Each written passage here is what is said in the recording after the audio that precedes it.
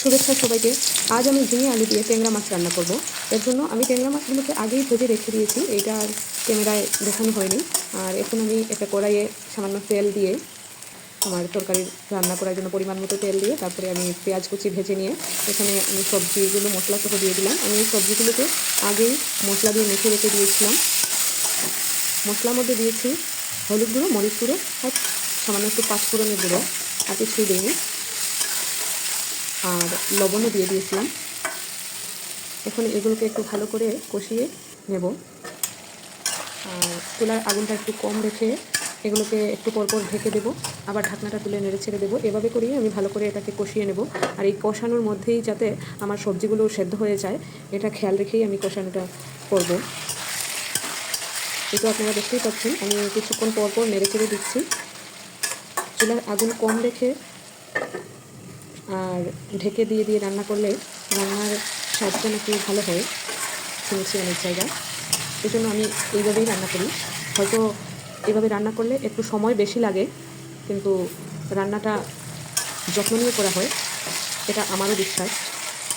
আমি খুব ভালো রান্না করতে পারি না, তবে যতটাই পারি হয়তো খাওয়া যায় পেট ভরে।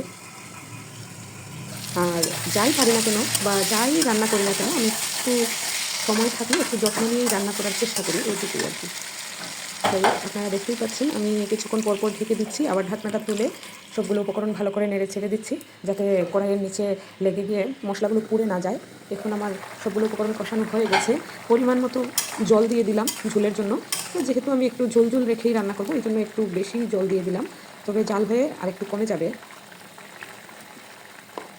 এখন আমি জাল হয়ে যাওয়ার পর আমি দিয়ে দিলাম আমার ভেজে রাখা মাছগুলো।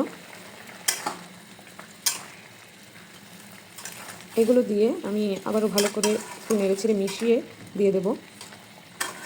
মাছগুলো দিয়ে আমি সবগুলো উপকরণ ভালো করে মিশিয়ে নিচ্ছি। আমি খুব কম আগুনে রান্না করছি, একেবারে লো আছে রান্না করছি আর কি।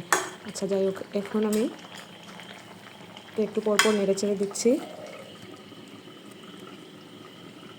তারপরে আমি এখন কিছুক্ষণের জন্য এগুলোকে ঢেকে দিয়ে দিলাম। কিছুক্ষণ পর ঢাকনাটা তুলে আবারও একটু নেড়ে ছেড়ে দেবো। তার আগে দিয়ে দিলাম ধনেপাতা কুচি, দিয়ে এইগুলোকে আবারও ঢেকে দিয়ে দিলাম। এখন ঢাকনাটা তুলে একটু নেড়ে মিশিয়ে নিচ্ছি। আর এরই মধ্যে আমার তরকারিটা রান্নাও হয়ে গেছে, আপনারা দেখতেই পাচ্ছেন। এভাবে খেয়ে দেখবেন, আশা করি ভালো লাগবে। ধন্যবাদ সবাইকে।